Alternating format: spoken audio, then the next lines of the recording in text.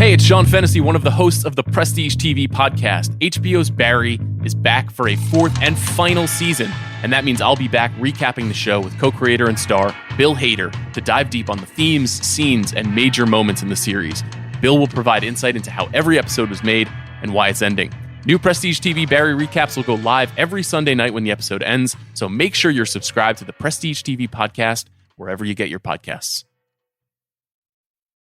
This episode is brought to you by Anytime Fitness. We may talk a whole lot about sports, but when it comes to keeping fit ourselves, there's definitely room for improvement. I hit this point early July. I was just like, I am not in good enough shape. I started trying to walk at least 15,000 steps a day or hiking or just anything to keep my legs moving. Now it's the end of 2023. I feel great. I had a physical 3 weeks ago, and the guy was like, you're doing great. You're doing better than you were 3 years ago. I felt great. Whatever your goals are, progress is possible thanks to Anytime Fitness. Get a personalized plan and support from an expert coach anytime, anywhere. Visit anytimefitness.com to try Anytime Fitness for free. Start to train for your life. Terms, conditions, and restrictions apply. See website for details. This episode is brought to you by Atlassian. Atlassian software like Jira, Confluence, and Trello help power global collaboration for all teams so they can accomplish everything that's impossible alone. Because individually we're great, but together we're so much better. Learn how to unleash the potential of your team at Atlassian.com. Atlassian.com. Atlassian. Tap the banner or visit this episode's page to learn more. I need support staff to clear the room. Stand up and walk now. Hello and welcome to The Watch. My name is Chris Ryan. I am an editor at TheRinger.com, and joining me in the studio, it's Andy Greenwald! Chris, you are unreal. Like, people will never know what goes on behind the scenes here, but like, you were as ready to start this podcast as Cousin Greg was to get on a PJ to Norway. You know? It didn't matter what you were doing. Do you know what turns me on? Wow. Is when you say I have a heart out. You love that. I love working fast. I love the hurry up offense. You love a cap. You no like a challenge. Huddle. Can I tell you something about this episode of Succession? Yeah, kill list. One problem with the beginning of it is that it gave me a peek into what could have been.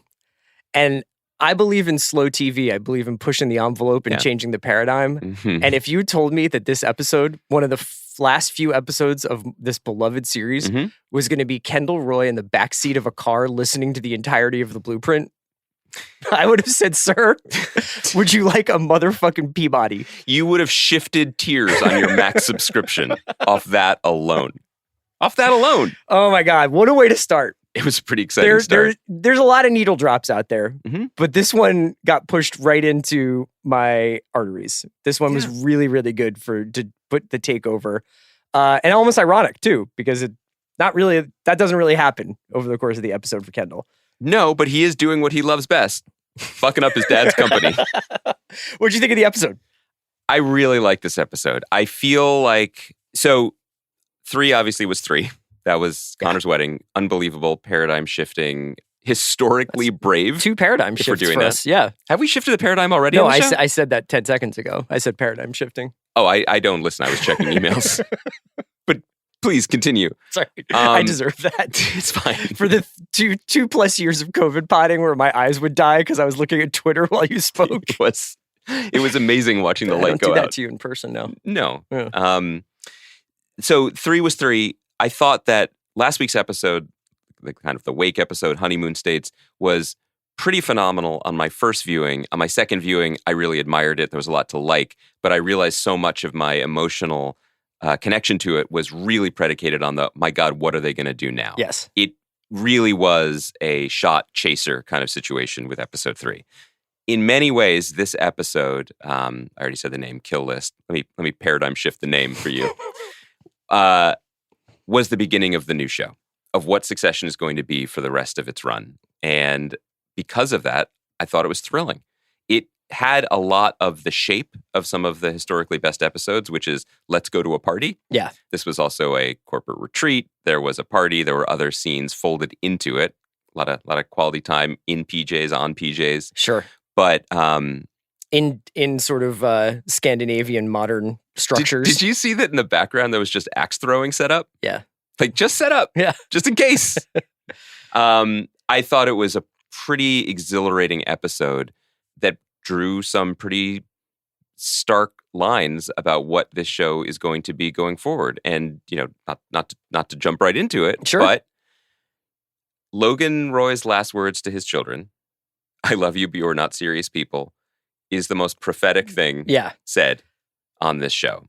And I think we've identified this in fits and starts, but I think that we're beginning to see the entire apparatus turn towards what I do believe to be Jesse Armstrong's core belief, which is the specific demands and needs of successful contemporary capitalism are exactly at odds with successful human beingism. Mm-hmm. They are not compatible. And if you go into one arena looking for the other, you are going to get dunked on. And I think that's what played out in this episode. And I thought it was thrilling on its own merits. And I thought it was a really interesting pivot point for the season and the show up until now. I've found the last couple of episodes, just because you kind of opened your remarks with this idea of this trilogy of episodes that we've sort of... I used the same opening remarks when I was addressing the Florida State House recently. Yes. So I'm sorry to dip back into the well. Walt Disney's frozen head, Yep. Tear down this wall. But build this prison. So I can put a prison there. Yeah. I don't often... I think Succession can be studied. I think Succession can be obsessed over and you can go through it. But I had traditionally been a one and done guy with Succession. Like I enjoy the energy of it. And I find that, like, for me, a lot of my appreciation of it is derived from almost the live experience. It's like go see the dead, man. You don't really hear him until you go see him. And it's like, I don't really know. I didn't really always believe that Succession was a watch it again show because you would unlock certain things. Is Skarsgård John Mayer in this analogy? That's right. Okay. Yeah. But he's playing a rat dog. But the last couple of episodes especially, I've watched twice. Mm-hmm. And this one, when you watch it twice, you realize that my mild criticism of this show has always been like these resets that in between episodes, whatever gets decided or whatever you feel like as a viewer you've experienced at the end of an episode is then erased the next time these people see one another the next day. And that is the closest thing to the VP situational comedy aspect of this show, right? Where it's like a funny show about this fucked up family. And it's not. It's also a tragedy about this fucked up family. But when I watch Kill List over again, I was like, this is a show about the theatricality of what these people are doing. Because every single person in this episode means nothing of what they say. None of these gestures, none of these words, none of these actions actually mean anything. And they are all essentially self-sabotaging one another. At least the Roys are. Yes. It's not, what we can get into what Lucas does, and Skarsgård might win the season off this episode. Like, God, it he's is so good. An absolutely immense performance. But, when you see those kids kind of like slowly going towards like, maybe we should just run this company and worry about Callispatron 2 and work on this and work on that. And they're like cutting Shiv out as they obviously were going to. And she can pick up on that. As the episode kind of unfolds, you can tell that like everything about what they're doing is actually just completely unmoored from a desire. It's the only desire is like immolation, it seems like. Well, also, I mean, so this is a slight digression, but I think it's worth noting. My beloved cousin married a guy who family's from Long Island, and they were the complete polar opposites from my Jewish American family, in that the motto of this family that then eventually was embroidered, like stitched and framed on the wall of the kitchen, was, "It is what it is." The dad would say it all the time. I fucking love this guy. Yeah. In my experience of life, in interpersonal relationships, it never is what it is. There's always more to it. A dinner is never just a dinner. A family gathering is never just a family gathering. A blood oath is not a blood oath. There's always some extra layer of psychodrama or mismatches or expectations or baggage brought into it. And we've talked many times over the years about the increasingly almost absurd isolation of these people. Now, this isolation is also that's a different way of saying they're incredibly fucking wealthy. But when you see who they spend time with, how they spend their time, the conversations that they have, the community, the tribe, to use a cliche, that they've built. And it's the only venue available to them to work out profoundly deep shit that they are not in touch with at all and maybe don't even want to work out. All of that is a very long prelude to say, like, on top of a mountain, which is incredibly funny. Yes. Negotiating a nearly $200 billion global stock market shattering or shaking business exchange might not be the correct venue to deal with your daddy shit. Sure. But here we are. Yes. And that's both incredible dramaturgically, certainly.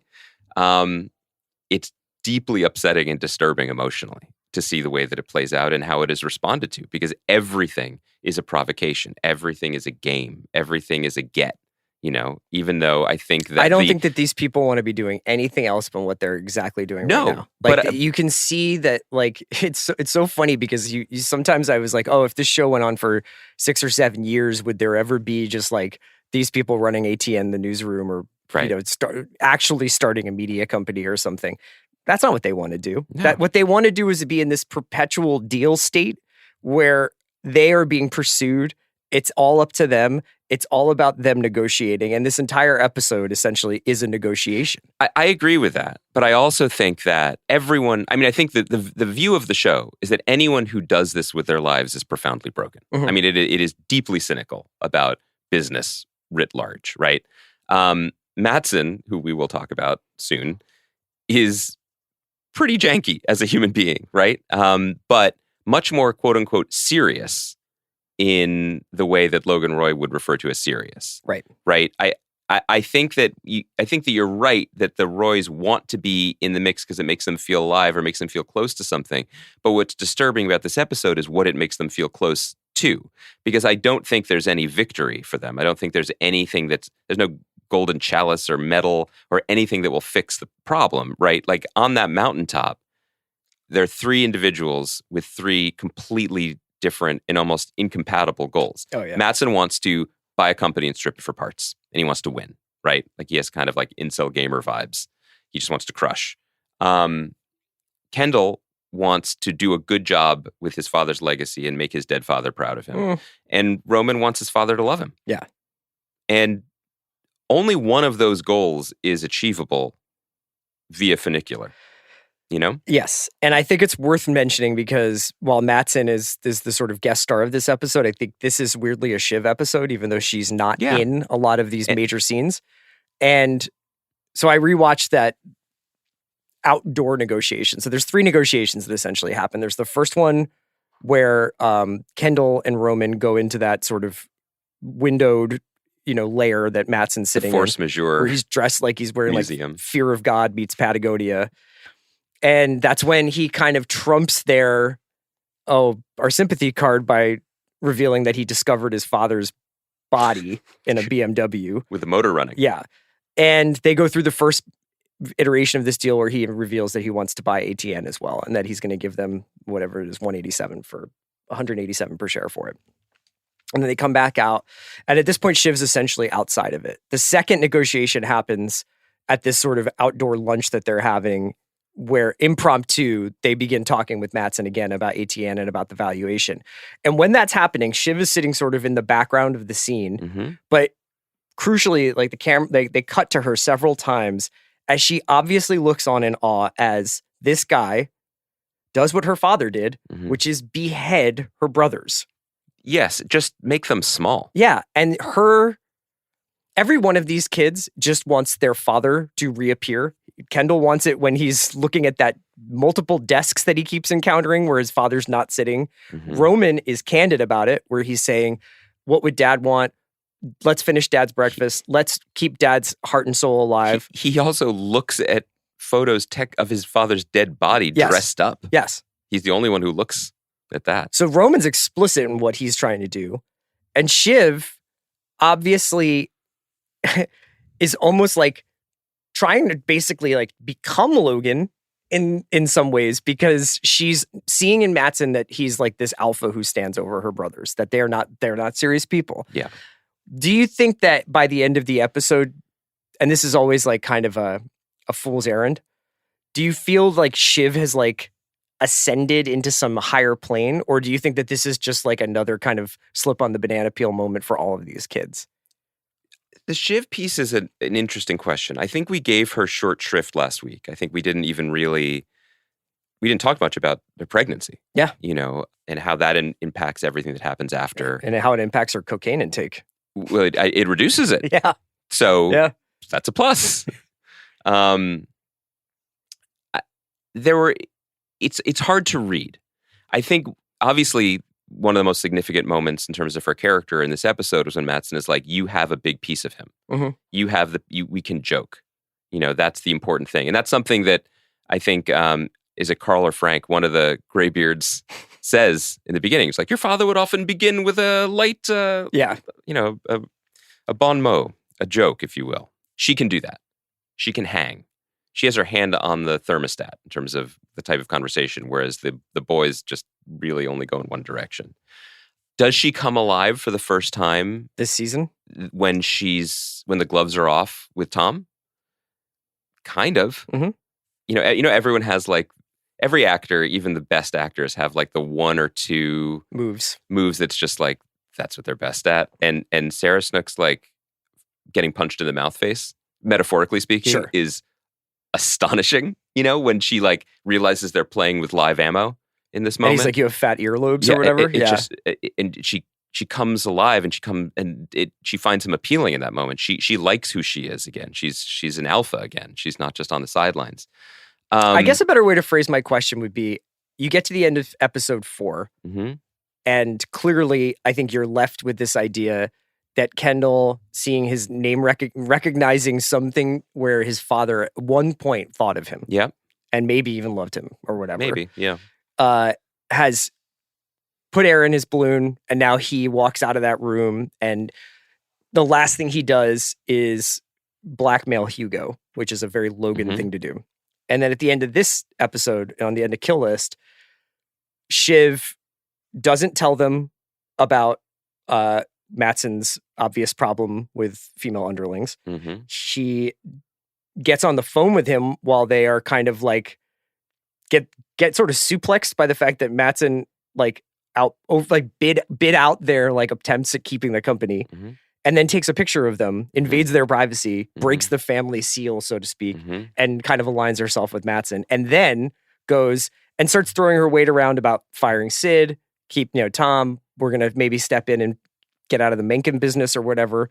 Yeah. Like all that stuff is like, so do you feel any more confident in where Shiv ends the episode than where you did where Logan ended or Kendall ended the episode in episode 4? Yes. I mean, I think that what's interesting about these 3 kids, they are not serious people, but they are also not whole people. I mean, maybe if you stack each one on top of each other and put a trench coat around them, you might be able to mimic the characteristics of one real person. Each of them has the lane that they can succeed in. And Shiv snapped back into that lane in this episode. Yeah.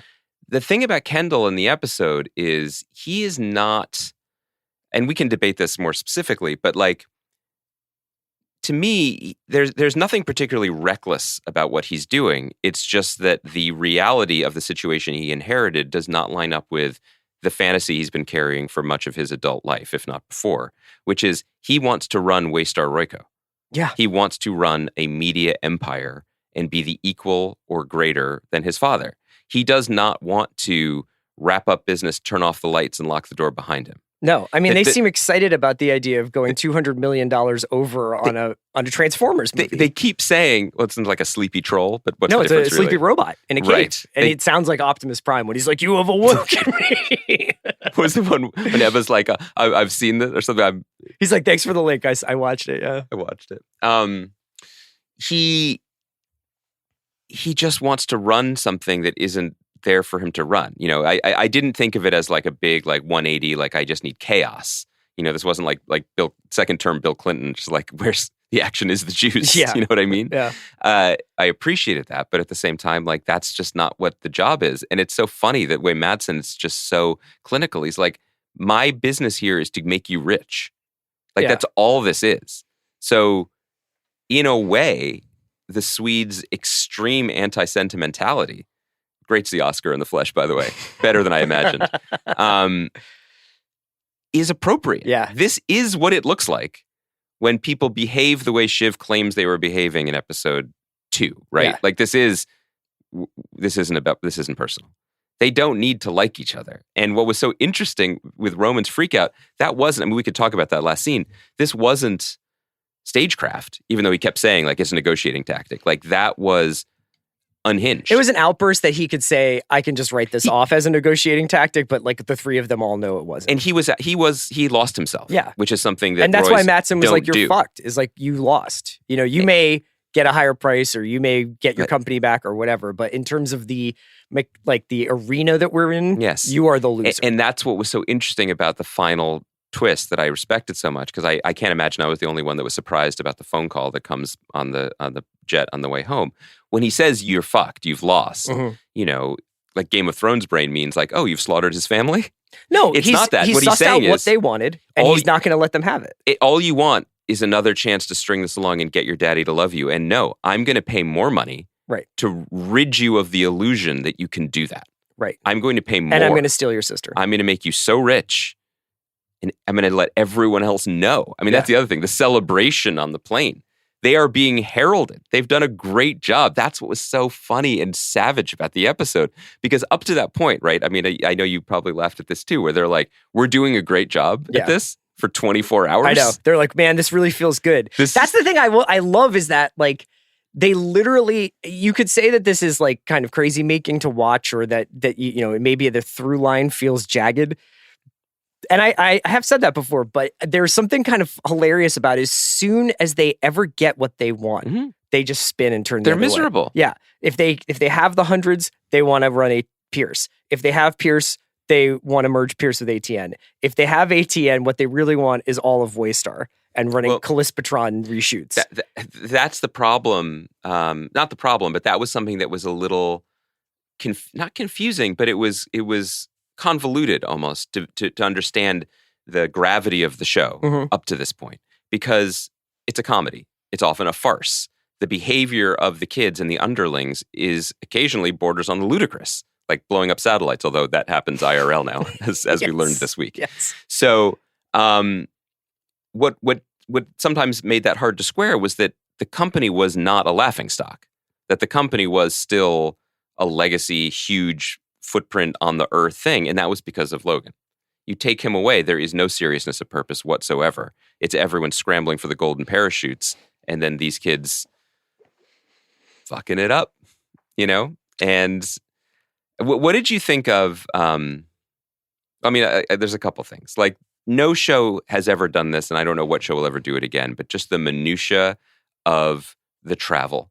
From the black car to the SUV, from the private jet to the golf cart, to just the logistics of this, and then the way the show could honestly make more hay out of this, but there's not enough real estate. Of like the upstairs, downstairs of it, of like how Jess, for example, has to be fully functioning Jess no matter what time zone she's in. Well, and one of the amazing things about this season has been this is day 5. You know, like they have not. I think every episode is a day, pretty much. That's wild to consider. And you know, you could say that contributes to some of the decision making, you know, considering what they've been through already this season. But yeah, the detail and the expansiveness, each one of the last 2 episodes has essentially been a one set thing. And the 3rd episode was just 2 sets. It was the plane and the boat. This 4th episode was Logan's apartment. And this episode has been this mountain retreat in Norway. Yep. And seems like it contains. Is that where you guys are going next month? No, we're going to Sweden. Oh, yeah, yes. So we don't get that treatment, but I'll be sure not to load up on pastries as soon as I get there. That was one of my favorite little details. This is the thing. I want to circle back to this, and I actually did that at a big Spotify event where I was just hungry, so it is a trap though. You go and you're like, blueberry muffins, and then like some guy comes up to you and he's just like, hey, what do you do? And you're like, I got a fucking face full of pastries. That's what I do. I'm a big eater. Like, oh, do you host Food News? More? Yeah. We're going to keep coming back to this point because I really think it's where we're headed. But in a different show, this episode would be used to highlight the overinflated dinosaur-like pomposity of a Waystar Royco organization, and how something more nimble, something more Web 4.0 or whatever, like Gojo, is the future of business. And so when the fatted calves like Hugo and all the just like the sort of the dudes in the zip-ups who all have monosyllabic first names. Yeah. Crucially, all dudes. When they because Shiv saved all of her the women's jobs. When they all show up at the buffet line, right? Like you would expect that the joke is fully on them. But what's great about Jesse Armstrong's fangs is that they're out for everybody. So the limber web, messiah that Matson is supposed to be. I mean, let's just like isolate what he says he's going to do with ATN. It's a parts shop. But no, he's saying Waystar's a parts shop. He's like, ATN, we're going to like flood the tube. We're going to like, he says he's going to make it big, cheap, and IKEA to fuck. Yeah. Great. And then turn it into Bloomberg. Great business. Makes a lot of sense. That's just reading the room and understanding all of it. Yeah. All of it's bullshit. Yeah. All of it is such bullshit. And I thought that, I think that the game of the episode was really won the way it often is in the details. And specifically, like, Skarsgård got cast in this part last year. Mm-hmm. It wasn't fully a part. It was just sort of a collection of ideas and riffs and, a couple covers of some people who are in the news. This is the episode where, like, he became a full He also thing. crucially seems to have kept his Northman body. Yeah. He looks huge in this episode. Yes. And he's towering over these guys. And I thought that the way that they staged the negotiations, where not only, when he comes out first, he's like this, he has his arms wide. He's like, what the fuck? Like, what are we doing? Rocksteady crew. And it's like almost like enveloping them. And then each step of the negotiation gets more and more primal. Mm-hmm. So first it's in this indoor place with the like view of the mountains, but then it's outdoors and it's lunch and people are drinking and he's kind of doing it in front of a crowd and he's just absolutely cucking these guys. Did you say Hanna-Barbera Business School? No, and then he takes them to the top of a fucking mountain. Yeah. And it's like, no, now we're gods. Now this is pure myth. And I am a Viking standing on top of this mountain. And everyone else is small below us. And I'm going to piss all over you guys, literally, and then break you. And now I'm going to fly off in a helicopter. And I did, you said it was a surprise when he calls with the price. I guess it was. But those guys are made to look so small waiting for that funicular. They did not come out of that with their heads held high. And it's amazing when he calls and then he calls Shiv and says, take a picture of them for me. Because he wanted the evidence. He wanted the evidence that he won. He wanted to see bodies. It's schoolyard. It's schoolyard shit, as is Roman's response. I felt for him. I think that the pathos in that character is really pronounced this season. And who could handle hearing... who could handle being called a prick? Logan Roy. Yeah. Who can't handle hearing Logan Roy being called a prick? Roman Roy. Right. He absolutely short circuits. Well, he can't handle somebody saying your dad would think you were a joke. Yeah, but even before that, like he just needs to. He did not pre-grieve. Maybe he pre-grieved the real person, but the legend, the whisper, the wish, the version of a dad that has always existed inside of his mind. Just maybe if he did one thing right, or maybe if he just ran Oppo for the Republican Party just one extra time, that he would get. That version still exists, very much fully alive inside of Roman, and that's sad. Yeah. And I was pretty impressed with the episode because it had the momentum, of a classic earlier season episode of Succession. Shit happened.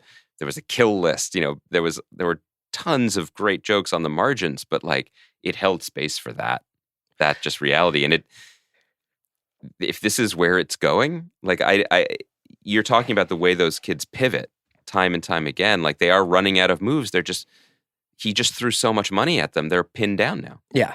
I mean, it's also, you're so right, because all of the grief in a different version of this show, every episode there would be sort of an update about the emotional states of the characters. But those emotional states now get articulated through whatever the action is of the episode. Mm-hmm. So even that moment where Kendall, who starts episode 4, if you pointed out, like shell-shocked, sitting on the floor. Episode 5, he's walking into Waystar, and he walks by his father's empty office, and he keeps seeing these sort of spaces where his dad used to occupy. And like whether he feels like he's being watched or whether he feels like he can't fill that space, I don't know, but I like thinking about that rather than having him tell me, rather than having Jesse tell me. And the same thing goes for Shiv, you know what I mean? Like, why hasn't she told anybody she's pregnant? Why hasn't she told Tom she's pregnant?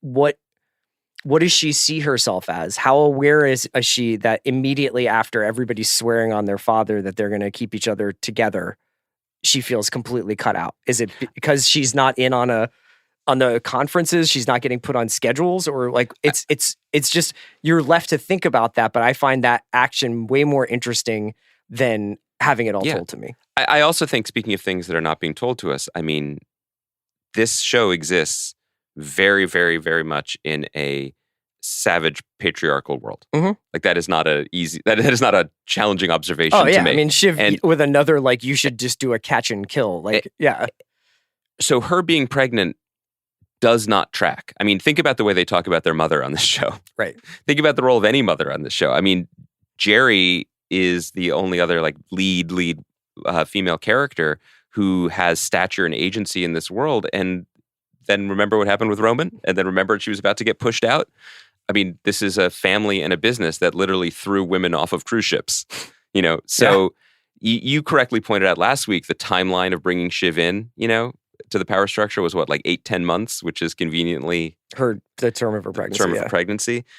It doesn't track. It doesn't work for her, And one thing that is interesting, I mean, I think this is broadly true. Like, just to make a very blanket statement, I think in my experience that men often grow up and go through life being like, the only impediment to anything in my ascent towards godhood is, bad luck. Right. Or if some asshole gets in my way. Right. When I think historically, patriarchally, culturally, women learn early that maybe the world sucks to a degree. Maybe. I'm out in front of my skis. This is not my argument to make. Do you have some literature you'd like to pass out? Maybe Kaya would like to chime in on this. But there is something undeniable that is in front of her at this moment, and I'm really curious if that is a crack that lets some light in, to the rest of the hermetically sealed fuckery of this family and this world. If that's the way it's going to go, it might come through her and her perspective and the urgency of her situation. So I mentioned a couple of the negotiations, the one in the lodge, the one outside, the one that happens in the mountain. There's a fourth one that's Shiv and Matson. Yeah, it's a great scene. Where I think, because I'm not going to take anything on this show at face value, I think he obviously keys in on her for reasons beyond his sort of like, I've decided I like you motives, yes. Right? Probably because he knows he can drive a wedge into the family if he kind of brings her close, which he does, by telling her this very long, insane, funny story about him freezing liters of his own blood and sending it to an ex who happens to be head his of comms. Corporate communications because head. it's like it started as a joke. Maybe it's not a joke anymore. Right. Yeah. And Shiv handles that situation as a fixer. She's just like, well, here's what you do, and we can bring Jerry in, and I can give you advice, and you shouldn't fire her, and you should do, all the meetings need to be in public Maybe now. Stop sending her blood. And that in and of itself is a negotiation. She also deftly handles him giving her whiskey and cocaine and doesn't really seem to imbibe in any cocaine, but definitely like just a little bit of whiskey, I think. What did you think of that scene? Well, I think it's twofold. I think this is also, when we talk about scenes like this, we're keying in on what makes the show special. And what I mean by that is everything you just said is true. This is a negotiation. This is four-dimensional chess. This is what Logan Roy understood in his bones, that a large portion of this is relationships, is gut feel, is having the meeting outside of the meeting that's not about the meeting, but actually, guess what? That is the meeting. All of that's true.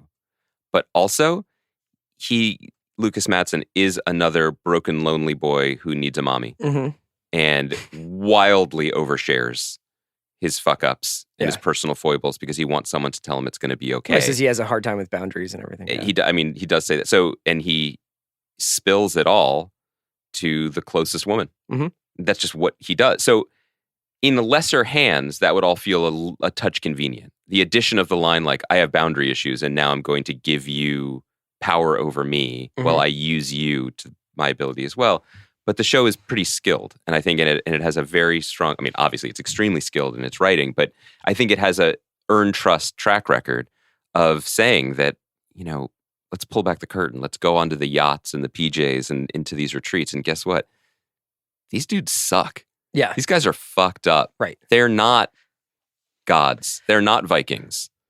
They're broken. Do you think that he identifies, do you think he's like savvy enough to identify that she is feeling left out and cut out of this entire circle? And so that the superpower is to make her feel in an audience of one with him? I think it's all of it. I think that's part of it. I think he's also wants her to like him. He wants to be liked. He is getting too much attention from everyone else. I mean, the way Tom sits down, the familiarity. He doesn't. France. He doesn't. We're just talking about whether France will make it. I thought for a second they were talking about the World Cup. Exactly. That's what made it so good. I could have hung of that conversation. Everyone else is being too friendly and being assuming too much. And he is clocking that she is not. And that makes him antsy, but it also makes him interested, right? Like she's there. And what does that mean? And you know, someone will do this. So you could run back the tape and look at the communication that he has had up to this point. You know, supposedly there are 3 kids of equal stature. Roman met with him last season. Some Kendall relationship must have existed because he called Kendall outside when he was outside of the karaoke bar. Mm-hmm. Roman was going to maybe make this trip with Logan, but didn't. And then Shiv comes on this. So he's like, well, what's the deal? So I do think it's all of it. It's due diligence on a corporate level, but there's also something that he's keying into on a human level. This episode is brought to you by Mint Mobile. New Year's resolutions are fun the first couple of weeks. Then you kind of maybe conveniently forget about them halfway through January. No shame. It happens to us all.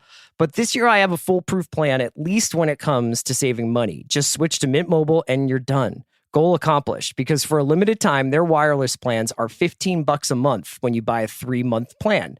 The great thing about Mint Mobile is there's no jaw-dropping monthly bills or unexpected overages, and all plans come with unlimited talk and text. Get this new customer offer today at mintmobile.com/watch. Additional taxes, fees, and restrictions apply. See Mint Mobile for details.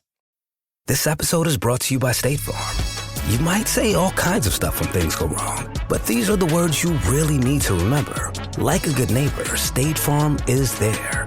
They've got options to fit your unique insurance needs, meaning you can talk to your agent to choose the coverage you need. Have coverage options to protect the things you value most.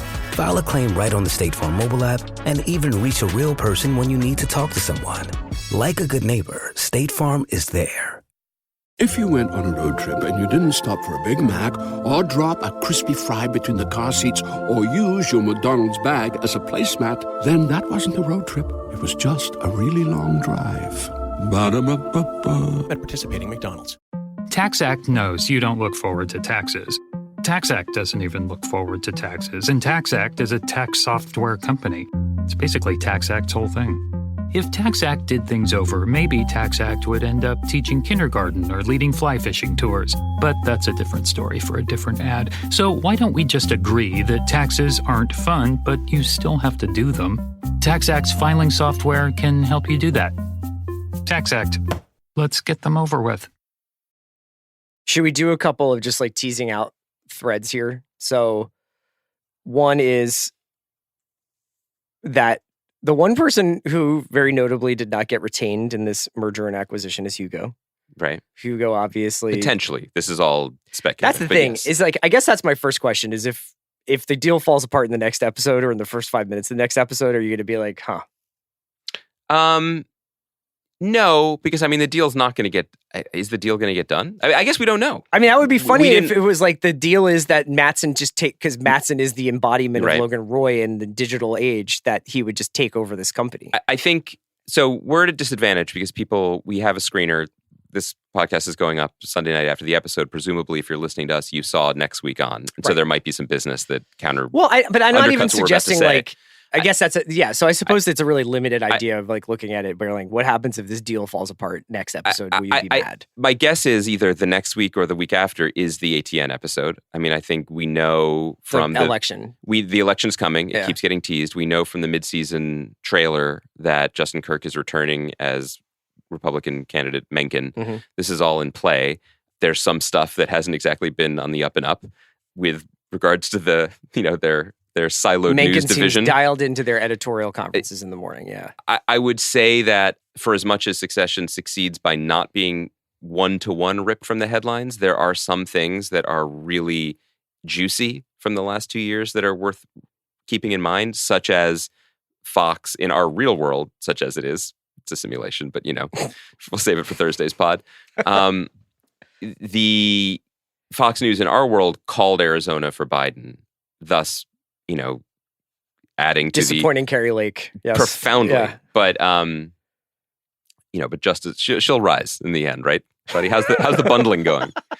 But adding to the true narrative that Joe Biden was about to be elected president, and what happened from that on-air call is absolutely like a Jay Roach game change kind of miniseries unto itself, with phone calls reaching Rupert Murdoch's his cell phone, Allegedly. being like, undo this, right? Allegedly. Sure. Jerry Hall's been talking to me too. Okay, I know. I would be surprised if we didn't see some of that stuff play out, and I don't know what that means in terms of a foreign company taking over. Blah blah blah. I saw a video the other day, by the way, Yeah. of Carrie Lake and Kimberly Guilfoyle talking about Carrie Lake's chances at becoming the next senator for Arizona. Yeah. And she's like, the only person who can beat me in Arizona is President Donald Trump. First of all, the passive voice. I just happened to see a video. You have a Google alert set. No, you know how? Because like you don't know. 'Cause you Carrie pretend Lake you don't Justice. look at Twitter. Carrie Lake Firebrand. But when you go and it resets you to For You, I think it listens to all my bits and knows that we talk about Carrie Lake a lot. So I get Carrie Lake content served. By the way, how are you handling the loss of your blue check? How are you handling it? It's no skin off my back, man. Yeah. I Above never the wanted clouds, just above the fray. That's you. unverified and dangerous. That's who I am. I think what I'll do is take a screenshot of my old blue check and just put it right next to the Ukraine flag and, like hashtag resistance stuff that's in my banner in the first place. That's smart. Good. Okay. I think that'll reset the balance. In terms of resetting the balance of this show, the plot every week. Sorry for that jag. Yeah. No, I think our patriotic listeners appreciate it always. Look, everybody. I really enjoy when the show reminds us that not everybody is the same. When Matson is like, "I'm going to make you rich," and they're like, "We're already rich." Mm-hmm. That's a great line. And Carl is just like, "Oh well, I guess some shuffling of the deck is in order," because he's into it in an island, over an island, and golden parachute. Yeah. That's a different response than Hugo, right? So the instability of everyone is really interesting, and the main character's complete lack of empathy or interest in anyone else's fate, also funny and interesting. Low-key, great Carolina episode. Awesome one. Yeah. Dagmara Does really her job. earning her opening credits billing. But it's hard to actually, episode. I thought it was so interesting that Shiv essentially saves Jerry, Carolina herself, and Tom, but does so on the back of suggesting that Matson engage in catch and kill policies with a possible sexual harassment. Yeah, they don't. I mean, no one on the show actually not clean. cares Yeah. about anything. And it's not, so sometimes that is the best way of saying it. Nobody on this show actually cares about anything except for their father. Yes. Yeah. I mean, what's so funny to consider, funny, not haha, certainly, but he did something for them at the end of his life that they will not accept. He said, like, you should at one point, go make at the end of last season, go make your own piles, or whatever. He lined it up so that his life's work was done. In the karaoke bar, he's like, you get Pierce, I keep ATN, we separate the business from the family, and maybe we can start over. Yeah, and it's all wrapped up in a deal that he said was okay, in a deal that he negotiated, that it was fine. And they will not accept that. Do you think Roman accused Lucas of killing his dad because he's worried he did? That he's worried that the kid's bullshit and constantly pushing and constantly fucking up the deal and messing with him and him messing with them like brought on his end? I think it's an interesting question, and I think that it also reminds me of something that I didn't clue in on at all, which I think some people took away from. I noticed some people thinking that Roman's rushing to Carrie's aid had a lot to do with like the voicemail. Oh yeah, that he had left or something. No, I think it was more like I think he actually is drawn to like misfit toys. Yeah, but I also think he's the one who seems more upset that they weren't going to like properly attend Connor's wedding. Yeah, in a different life, he would be a nice person. Maybe. Yeah. Maybe if he hadn't been locked in a dog cage, like you never know. You can't put the toothpaste back in the tube. You can't put Calispatron back in the cave and put him back to sleep. He's too sleepy. But the thing about You Killed My Dad, there is no Logan Roy anymore. That's one of the powerful things about the show. Increasingly over the last 2 seasons, it felt like, and we talked about this week to week, there was no Logan Roy anymore. He was not the star of the show, despite Brian Cox's high billing, despite the center of gravity. What's happened in his wake isn't his absence in the wake of his passing. It's the blooming of a dozen fictional Logan Roys that everyone carries and has now set their compasses to. Mm-hmm. So Roman is imagining some version of this where if this Gojo tart hadn't suddenly appeared and tempted their father with money and closure, then Logan would still be alive and would have Roman by his side as he, slayed new dragons and opened up new media frontiers. None of that's true. He didn't kill him. It's absurd, but that works for him in his totally normal, totally healthy pre-grieving state. Did you have anything else from this episode? I kind of want to know what level of European football Lukas Matson's club plays at. Like, did they win the Champions League or did they just win like the Swedish domestic league? I was very curious about that too. Do you think he bought within Skarsgård's Sweden? like a huge, I can't remember who he likes. I don't know if it's Gothenburg or what, but like he's like a huge fan of one of those clubs. All the Skarsgård, it's a family thing. He's like in the fucking stand with the ultras, like shirt off. Yeah. 12 degrees screaming. Well, if you had filmed The Northman, you would have your shirt off too.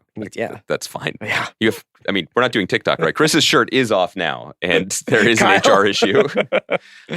But I love that. Like what did you say? Like your little team? Kicky footy team. Yeah. It's just a distraction. It's all just a distraction for them. Quiet episode from Tom, but still strong. Yeah. Tom and Greg, largely background players for the most part in this one. Tom was funny. Greg reads The Economist. Greg was like kind of extra requirements for this episode, although he was funny reading The Economist.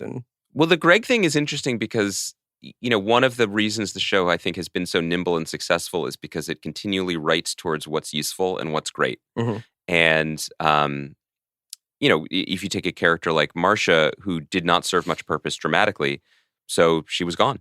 And then when she came back, it was perfect. And had a very different energy and she had stakes. I mean, she had power that is, she has her own gravity that's causing ripple effects. Greg in this version of the chaos is not useful. Right. Which has nothing to do with Nicholas Braun or his performance or whatever, but as a thirsty underling in an existing relatively stable power structure, he made sense. As comic relief, he made sense. Or as a fall guy, in front of Congress, he makes sense. Or even as just like the shifting winds of the Disgusting Brothers, right? As their stench wafts over Lower Manhattan.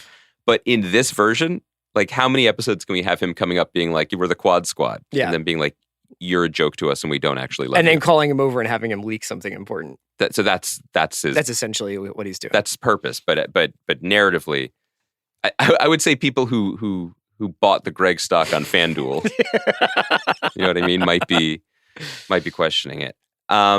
Did you feel, I know we've essentially been talking about this for over 40 minutes already, but last week when we did this podcast about episode 4, you verbatim said like the one thing you don't want is for them to change their mind. And midway through this episode, Kendall's like, I think I did a bad job of saying in the beginning that I have come full circle to kind of understanding why this show has these characters operate the way they do. Right.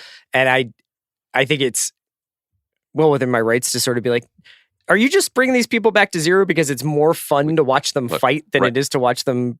Rights are something we used to have in this country. Right. But I think that I didn't find that they changed direction very much. I mean, obviously, like in the last 4 episodes, they have run through almost a dozen different permutations of this partnership that they're going to have and what they're going to be within the running. siblings. Yeah. And who's in and who's out and what they're doing and what they want to be doing and who's going to be paying for it and who's in, Sandy and Stewie are involved and now they're not. And, it's like this stuff happens in TV shows. But I think that watching this episode really, I think it hammered home these ideas that like they're all obsessed with their father who is now gone. They're all now sword fighting with God over their father. Mm-hmm. And the business stuff is kind of extra to requirements. And every interaction is some sort of like audition for this ghost of their dad looking over them. Mm-hmm. And that makes the sort of like the 360s and the zags kind of make a little bit more sense to me. Yeah, I agree with you. I also think that it's worth noting again that the real MVP of the season is the timeline. Mm-hmm. Having Logan die in episode 3 was, we don't need to belabor, it was stunning, shocking, surprising, et cetera, et cetera. In some ways, having this episode fall just 2 episodes later was even more surprising because this is now the halfway point of the season. We have seen 5, there are 5 to go. If I didn't know that, you could make a case that there's 1 episode to go. Mm-hmm. Or maybe 2, the election and then the aftermath. There's a lot more than that. And that is destabilizing and interesting because it means that, well, it means it could mean a lot of things, but among the contenders for things that it means are there are more permutations of this Gojo deal, the Waystar sale, than we realize. And they've really challenged themselves, painted themselves into a corner, but they're going to get out of it with absolutely dazzling feats of narratively cohesive, dexterous acrobatics. And like, it's going to keep twisting and we're going to come up with reasons why we think it's a good idea. And we're going to feel it's earned. Yeah. Or this is going to happen. The election's going to happen. And then what are they going to be in Taos?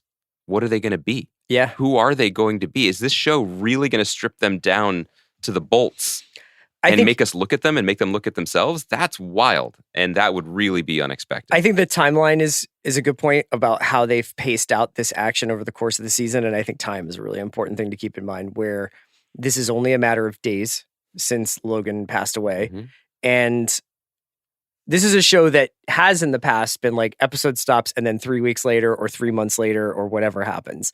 And I think that was an interesting way of treating the story because you could fill in what's transpired since Kendall went to Shiv and says it's not going to be me at the end of Safe Room, what transpired between that episode and the next episode that made it didn't feel like they were in that tender, vulnerable moment anymore. They felt like they had kind of gotten back to their kind of keeping each other at arm's distance. With this, you don't have that. You don't have that, like, I haven't seen you in 3 weeks. You've done all this stuff in the intervening time. And you can kind of see in real time her lose confidence in their promise to her and react in kind. And I think that that's been really like a really nice change for the storytelling. It's a really good point and observation to keep in mind, though, that this show is beholden to no structure that we are expecting it to be beholden to. Because not anymore. No, and I think in terms of, so we're off the map in terms of what the next episode could be the election, then it could say 2 years later. We have no idea.